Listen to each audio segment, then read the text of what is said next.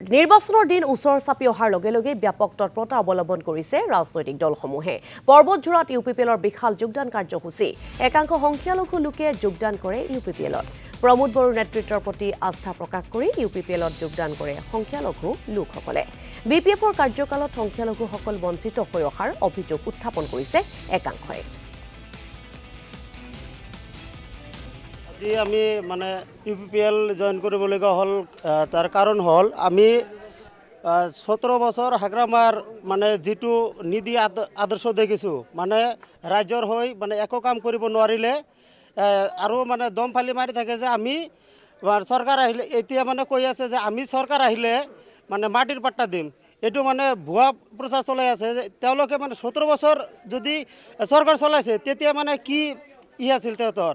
এতিয়া মানে মাটিৰ পাট্টা দিব নোৱাৰিলে এতিয়া মানে কৈ আছে যে আমি মাটিৰ পাট্টা দিম। মানে এতিয়া দেখি আছে যে ইউপিপিএলে মাটিৰ পাট্টা দি আছে।